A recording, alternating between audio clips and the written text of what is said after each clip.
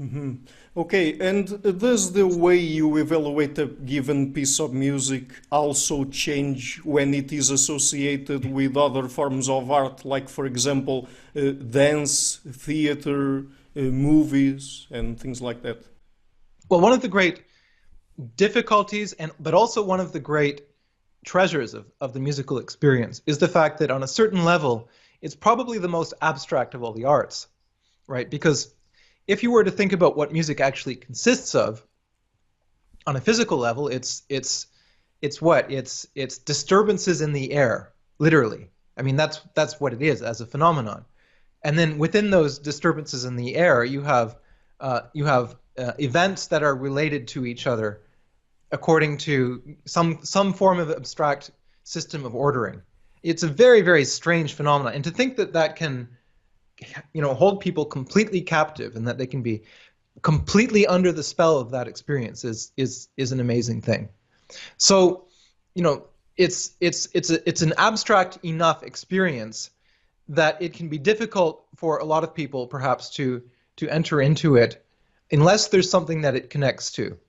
And so I've actually made a habit of talking to audiences after concerts and just getting a sense of what they thought of a particular piece of music, and just also getting a sense of the way non-specialized audiences listen. Because if you talk to a professional after a concert and say, "Oh, what did you think of that piece?" or "What did you think of that performance?"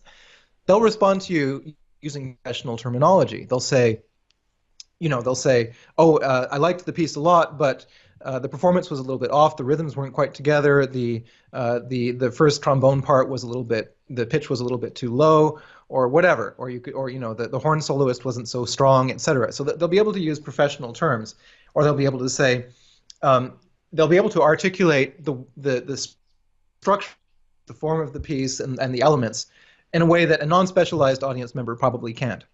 So somebody who isn't familiar with the technical vocabulary of music, what they tend to do is they map the music onto some form of a narrative or an image of some kind. I've noticed that a lot of people do this. It's a very interesting thing for me as a musician because I don't really listen in that way, right? Because I have, whatever, 30 years of experience with music, and so it's a little bit different for me. But I find that completely fascinating. So people will say, well, it sounded as though, and then they'll tell this whole story, this whole narrative in detail. It's like, well, it reminded me of looking up at the stars at night and, being driven through a dirt road on a flatbed truck or something. Like they'll come up with something really elaborate, and I'll think, wow, that's fascinating. Where did that come from? And it's some memory of theirs that is somehow being activated by them, by the experience of listening to the music, and then that they sort of map onto it. It's very curious. So to have some form of another medium that's added to the experience of the music. So it could be a theater aspect, it could be lighting, it could be a visual representation, it could be dance. I think that helps a lot of people because, first of all, individuals who have actually really developed their ear. In other words, they have excellent musical hearing. They can distinguish between intervals. They can distinguish between different types of chords, etc. They know all the instruments of the orchestra. They can recognize those sorts of things. That's actually a fairly rare skill. Most people don't really have that. I think they listen to music more as a much more abstract experience that they need to relate to something else that they're familiar with.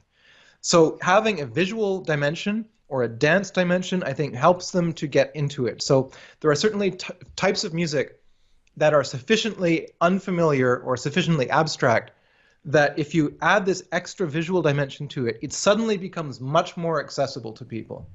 And there are musicians, by the way, who find that that's sort of like cheating.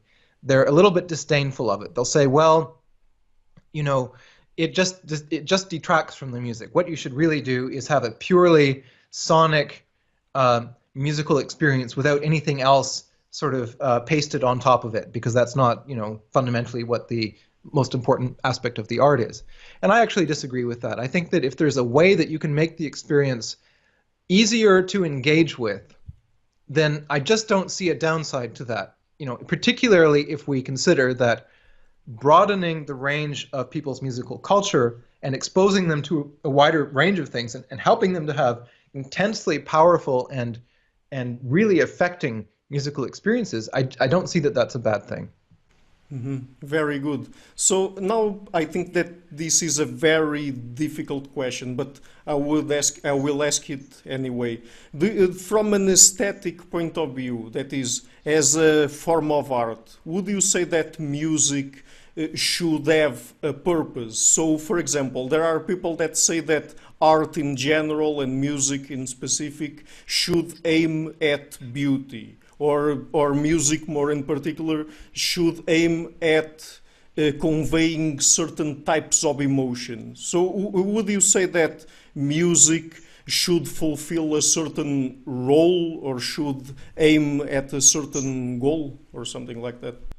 Well, it has a purpose by definition, because if there were no purpose, you wouldn't do it, right? If you didn't have any kind of a purpose in terms of creating a piece of music, you wouldn't bother. You'd do something else instead. You'd do something more urgent, like, for example, like go off hunting or whatever. I mean, or building shelter, or or some contemporary equivalent of one of those activities, because obviously life is difficult and complicated enough that we're not going to engage in purposeless activities for the most part, So sometimes the intended purpose and the actual result are at cross purposes with each other. So, for example, the person who's hungry might go and grab some junk food just because it's convenient and cheap, but it doesn't really serve the purpose of providing proper nourishment, and it actually might leave them hungrier than before because it hasn't really addressed what they actually need in order to keep their system going. And you could say the same thing about music. There might be a piece of music that is completely nutritionless in a certain sense. It doesn't really offer you anything. It's kind of empty and hollow. But that doesn't mean that the person who made it didn't have some kind of a purpose in terms of making it. But there's an extremely broad range of purposes. So, I mean, one of the things you said was, does it have to create a certain type of emotional response? Does it need to be beautiful, etc.? Well, sometimes yes and sometimes no. And the whole question of beauty, well, that's an extraordinarily difficult one to define. So there are certainly, I don't know that Beethoven's Fifth Symphony is beautiful exactly. I don't know that that's necessarily the right term. You could say that it's powerful. It's deeply affecting. It's profound. I think there are moments of great beauty in the piece, but that's not the adjective that would come straight to mind when I think about it. Whereas, for example, an opera air by Puccini, you could say, yes, that's beautiful. Is it as profound? I don't know. So different types of music have perhaps different aims and intentions. They're trying to do different things. But again, if you had no purpose, you would sit there lying on your couch. You wouldn't bother to make the piece in the first place. So, fundamentally, by definition, yes, there always is a purpose of some kind. And I think that there are relatively universal dimensions to that purpose. And I mentioned this earlier. I think one of them is a form of transcendence, is a desire to connect with something larger. And I think that applies to people who would say that they are completely non-spiritual. They're not interested in that sort of experience. They enjoy music as an aesthetic phenomenon, or they enjoy it socially, or they enjoy it culturally, or whatever. But when you go to a collective event such as a concert, and you can see hundreds of people sitting there in silence, listening to something intently and being affected by it, it strikes me that is on some level a form of a collective spiritual experience. And a lot of the music around the world is actually a very stylized form of religious ritual. Less so perhaps in a lot of Western cultures, or at least it's less explicitly so. But I think it still ultimately, on some level, fills that sort of a function. Okay. And would you say that music represents something? Because we already addressed that particular question a little bit throughout this conversation, and it's not as straightforward in music as in other forms of art. For example, we look at a painting, and even if it has different interpretations, it's pretty clear, I think, that it represents something that is what we see there, even if it has different interpretations, of course. But does music represent something itself? Okay, so a couple of things. So the first thing is, if you look at a painting by Cézanne of a bowl of fruit, the painting is not fundamentally about the bowl of fruit. And if you look at a poem by Wordsworth, for example, and it might be about taking a walk in the countryside, it's the same thing. The poem is not about taking a walk in the countryside. This is a point that is, I think, important, but it's not always particularly well understood. So the point is not to see a painting of a bowl of fruit. It's to see a particular, it's first of all to have an experience through listening or through interacting with the work of art. So you want it to affect you on some level. Secondly, there's an entire play of colors, shapes, masses, hues, values, different types of texture, different levels of opacity, etc., that are going on in the painting. It has a whole plastic dimension to it that is extremely important. And it's not hard to make the argument, I think, and I would certainly make this argument, that a lot of what a painter like Cézanne is being motivated by is really sort of is pushing the boundaries of his particular medium and seeing what it can do and seeing how far they can go in a particular direction. And so the apples or the haystacks or the church facade or whatever it may be, incidentally, this is a very common feature of Impressionist painting. These are pretexts. You know, it's the subject itself disappears in a certain sense because what's really going on is they're attempting to present a new way of seeing, a new way of experiencing, and a new way of presenting something. But the object itself is really a pretext for making the work of art itself. And I suppose you could say that if you were to look at the dimension of music, there's two ways you could look at that. So one of them is, there's a wonderful quote that I really like, and I believe it's from Samuel Beckett, who was talking about his experience of knowing James Joyce when Joyce was working on his famous last novel, Finnegan's Wake. So for those who aren't familiar, Finnegan's Wake is a monumental work of fiction by James Joyce that he spent, I think, 22 years working on. And it's extremely difficult to read, and it uses a lot of invented words and words that are made of combinations of different words in different languages and so on. And one of the things that Beckett used to like to say about that particular book is it's not about something. It is that thing itself. And you could sort of make that argument about music as well, that it's not, a piece of music isn't about something. It is that experience. That's one of the things I think that makes music so profoundly powerful. Is it's very difficult to say what it's about exactly. But what you can say is you can describe it phenomenologically in terms of, I had a very powerful experience listening to a piece of music. But what is it representing? Well, on one level, you can make the argument that music is a representational art, and I'll explain what I mean by that. So I mentioned earlier in our conversation that music can, through the dimension of melody, for example, music can act as a metaphor for speech or an elaboration on the idea of speech and speech patterns, and that in the same sense, something like the phenomenon of rhythm is really a metaphor and an expansion on the idea of movement in space. So it's related to dance, it's related to walking, it's related to running, etc. If you look at Baroque music, you have actually a relatively restricted range of simple rhythmic figures that are used in a broad range of different types of Baroque music. So you have sort of triplet figures, da-ka-da, da-ka-da, da-ka-da, da-ka-da, da, etc. You have dotted rhythms, which are like dum, ba-dum, ba-dum, ba-dum, ba-dum. And you have straight sort of like motor rhythms, which are more like da-ka-da-ka, da-ka-da-ka, da-ka-da-ka, da-ka-da-ka, da, where it's just this sort of endless continuum of notes. And all of those are really metaphors for different types of experience. They're metaphors for skipping, for running, for walking. The different tempi, the different sort of speeds of classical music are related to these things. If it's a fast piece of music, it's going to make you think of running. It's going to make you think of a certain type of dance, etc. So you could say that that's a form of representation. That by having this particular organization of sounds played at this speed, you know, the performers who are on stage aren't themselves dancing. and the audience members aren't dancing, right? So nobody actually dances to a Baroque sonata or dances to a fugue or dances to whatever. These are extremely stylized forms of physical movements that are made in space and time. So you could say that that's a form of metaphor or a form of representation, and you can actually go quite far in that. So I probably mentioned this the last time actually, but I'll just quickly run through it again because I think it's an important point. If you take the music of Bach, for example, especially his religious music, the music is full of rhetorical figures and devices that have a very specific reference to something else.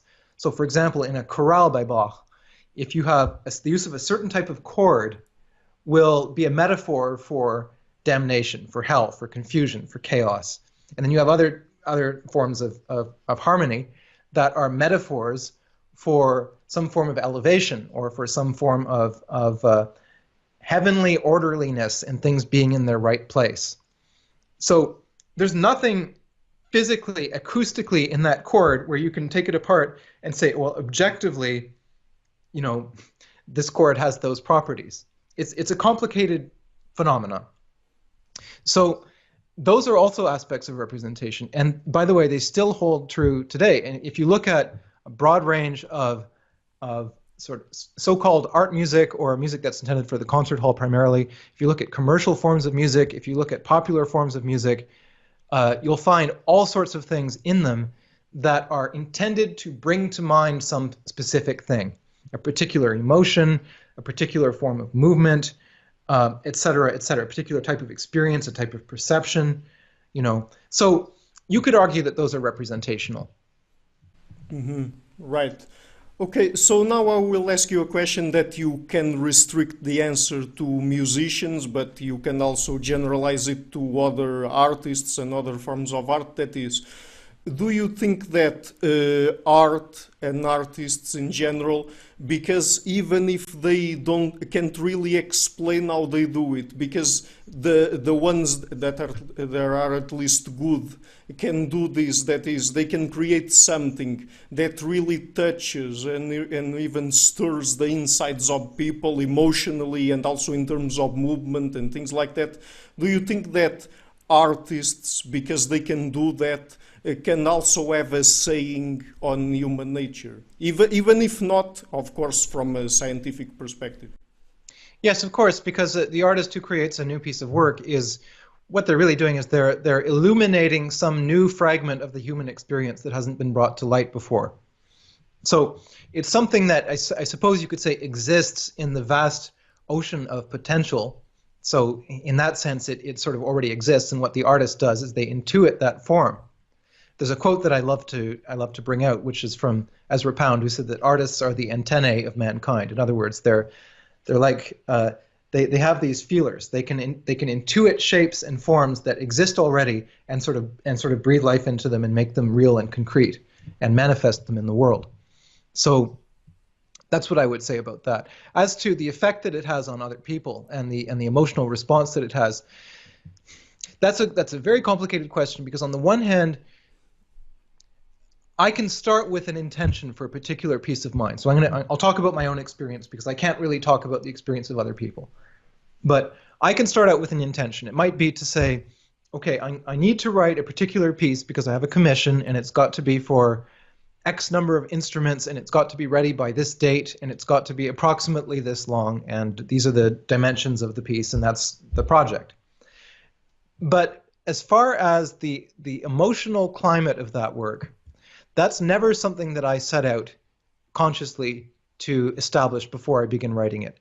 That's something that I'm not sure I have all that much control over fundamentally, because what I do is I have to call upon my own intuition, my own sense of what is the right thing to do, aesthetically, artistically, given the constrictions of this particular project, and I have to pursue that using my own intuition, because fundamentally, when you're sitting down and writing a piece of music, that's all you have. You have your intuition, and you have your culture, and you have your technique, and those are that you bring to bear on the creative experience. But there are dimensions of that I think are opaque or mysterious even to the artist that's creating them. So very often, it can take me easily 6 months to write a piece of music. And when I'm in the process of making it, the first months especially, I don't know what I'm doing.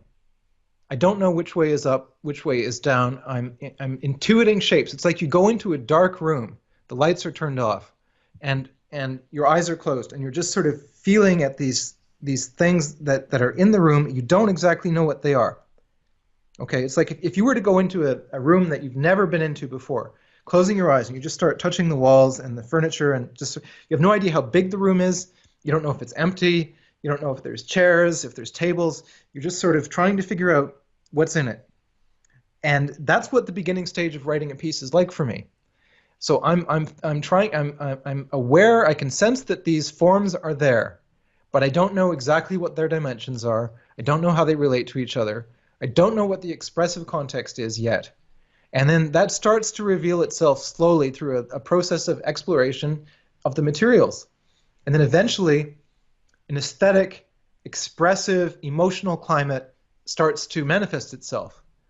And I have to say, I don't know that I have all that much control over it, because I can't control where my intuition points me. And I can't control what the material wants to say in a certain sense, because I'm also listening to that. And it's a reactive process, writing a piece. It's not simply, I'm going to sit down and come hell or high water, this is the piece I'm going to write, and this is what it's not like that exactly. It's more like a form of exploration and play, at least for me anyway. And so when I'm starting it, I usually really don't know what I'm going to do. And then retroactively, when the piece is finished, then I can say what it is, but I don't know that until it's finished. That's very interesting. Okay, so I think this has been a very interesting conversation, and I would perhaps ask you just a final question, because I think this is also very related to our culture nowadays, and there has been this discussion going around, not just at the artistic level, but at all other levels. That is, what are your views about the things that modernism and postmodernism introduced to art and the process of creating art? Because I mean, there are a lot of people that say or criticize modernism and postmodernism, because they say that in a sense, or they get the sense that in terms, it is the art that gets created by modernists, and postmodernists it's much less elaborated. They don't pay much attention to technique and things like that. So now, putting aside perhaps, because I already asked you this question before, the part about the purpose, because there are also people who say that after the modernist movement, the purpose of art wasn't of creating something beautiful, but something different from that, and they say that before it was just to create something beautiful. So what would you have to say about this? Okay, so that's an important question. It's a complicated one, but I'll do my best to answer. So the first thing is that a lot of people who talk about the terms of modernism and postmodernism in the domain of art, you have to be able to define those terms. You have to be able to distinguish them in order to know what you're talking about. So I've often noticed that, because there's kind of a trope or a trend on YouTube, for example, at the moment, of people publishing videos against postmodern art, but they often get it wrong. They often will hold up examples of art that is in fact modernist, and say that this is a form of postmodern art. So you have to sort of understand what these terms mean. So fundamentally, I would say that modernism in art is really an outgrowth of romanticism. It's sort of like late stage romanticism. And what it is really, because romanticism is very interesting. What it really does is it puts the individual subjective impulse of the artist to the fore. This is the most important dimension, right? It's my particular individual experience as I've lived it myself, and my own subjectivity, and sometimes pushing that rather far.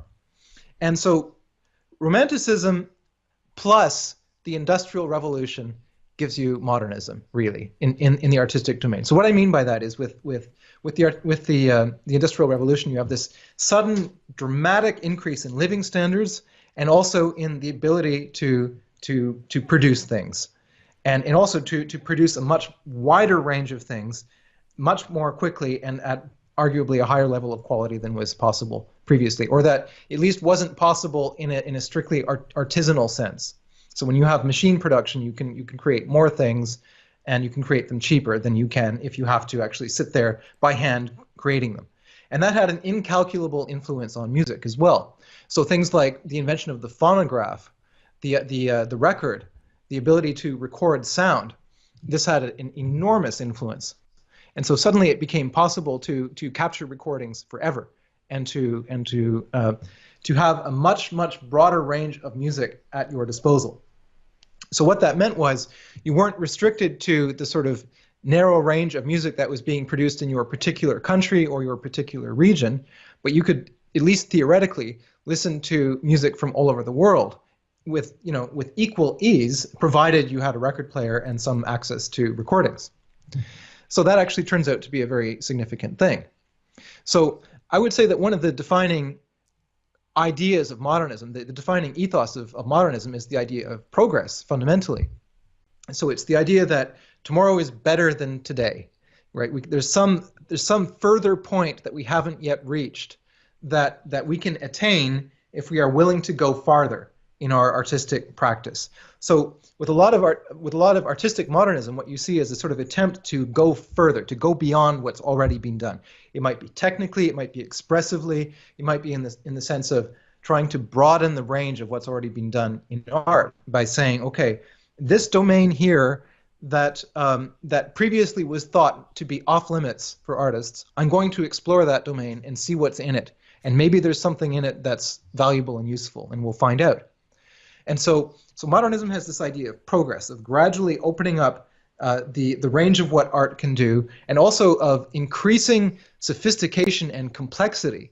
So, and you can see that very clearly. I mentioned James Joyce earlier. You can see that very clearly if you look at the overall progression of his art from his very beginnings to works like Dubliners, for example, which is a remarkable book, but it's fairly straightforwardly narrative, through to works like Ulysses, which is already getting to be very complicated, and then to Finnegan's Wake, his final novel, which is extraordinarily complex. It's so complex that it took literary scholars decades to sort of figure out everything that was going on in it.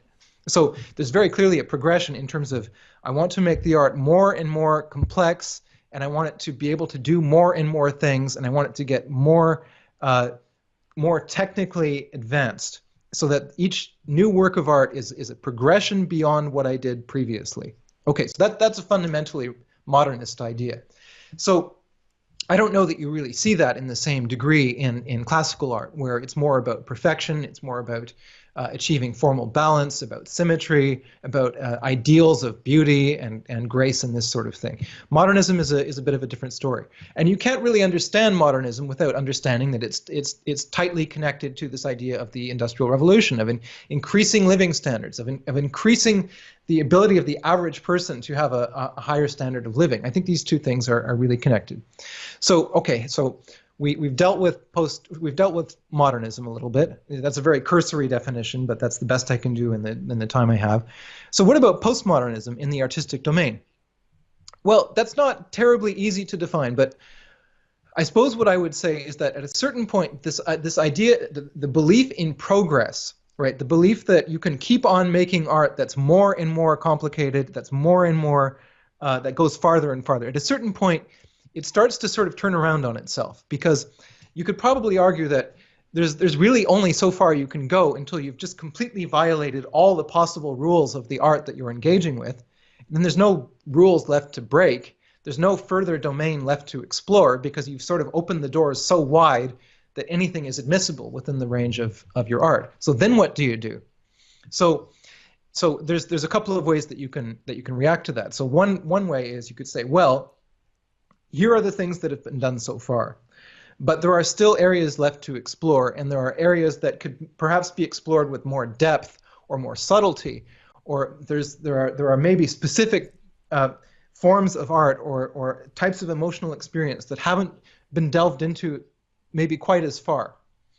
And you could try doing that, or you could say, well, all the rules have been broken, everything's permitted, nothing is forbidden, so therefore everything goes and everything is equal. So there's no longer any particular hierarchy in the values of what constitutes a work of art. So you can do anything and call it a work of art. And then the other corollary to that, I suppose, is that it creates a somewhat of a distancing effect. Because one feature of postmodern literature, for example, is the idea of a kind of ironic removal. It's like there's a kind of distance to it. So these sorts of writers no longer believe really in the idea that that a work of art can be a directly transforming experience. In other words, that you can have some kind of a one-to-one relationship with that work itself, and that it will affect you strongly, and that process will be somehow placed within a sort of progressive vision of history. In postmodernism, you have this, in postmodern art anyway, you have this idea that the cultural products of the past are all there for the taking, and you can sort of steal whatever you want from them and combine them in any order that you want to, and so you no longer have to care about the particular reasons for why a particular form of art came into being in the first place, or what it might have meant when it was created. You can just sort of take it as an object, as though you found, a broken spear over here, and then you found a Roman column over there, and you just sort of put them together, and you don't worry about where they come from. You just sort of think of them as objects, and you try to put them together into something else. So it's very, very difficult, though, again, for me to cite examples of postmodern music, because I've thought about this question. There is actually a book, a scholarly book that was published called Postmodern Music, which I bought and I read, and I tried to understand it. But what they did was they looked at an extremely wide range of different types of music by different types of composers with wildly different attitudes, and brought them under the same title. And in the preface to the book, they say, the first thing they say actually in the introduction was, it's impossible to define postmodernism in music. And then they go on to write a whole book about what that is. So I found that actually very confusing. And so I'm still not actually entirely sure how I would define it. Although I suppose you could say, again, that some form of distance, of irony, of leveling of hierarchies, perhaps, of saying that everything is potentially suitable for a work of art, that there's no value judgments that are possible in terms of what you're going to put in and what you're going to leave out, etc. Perhaps that would be reflective of a postmodern attitude, but that's as closest as I can come to a definition. Mm-hmm. Okay, so just to close this off, would you say that it is a fair assessment, or that it is a fair critique when some people say that with the advent of modernism, art changed in a way that it might have lost something in terms of the criteria that it was supposed to fulfill in terms of technique and purpose that it previously had? I think you can make that critique with regards to certain works of art, absolutely.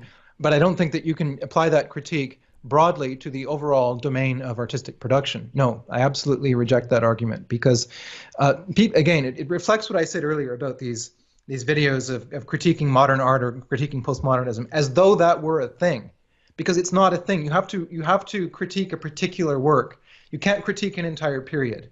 I don't think you can do that. I don't think you can say broadly that the entire production of a given period has something fundamentally wrong with it, and this is what it is, and I'm going to diagnose it, because it's far too heterogeneous. There are way too many different practices being carried out today by different artists from all over the world who have completely different aims and intentions for someone to be able to say, broadly speaking, the art of today has X, Y, or Z wrong with it. So no, I don't think so. But so I think the only productive form of critique is really to look at individual works of art, try to understand what the intention was of the creator, try to understand whether the work of art is in phase with those intentions, try to understand whether it's successful on its own terms, and then maybe you can look at what those terms are and whether you as a critic agree with those terms. But I think that's about it. So I've made this comment often on my own YouTube channel, and I've often repeated it in interviews, which is that you can't speak in general terms about the phenomenon of contemporary music because it's a meaningless term. It's a straw man. It's as though it's as meaningless as saying, for example, the problem with today's people. It's the same sort of argument.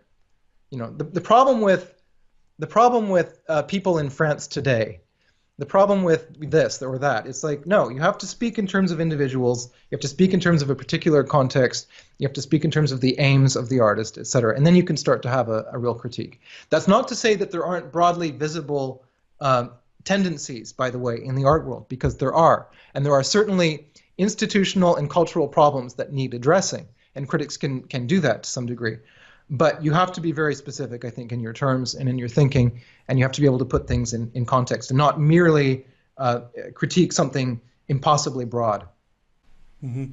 Okay, so Mr. Andreyev, just before we finish this conversation, which was very interesting, by the way, and very stimulating, I already referred to your YouTube channel, and I will leave that in the description box, and our first conversation as well. Would you like to share again with people where they can find your work online?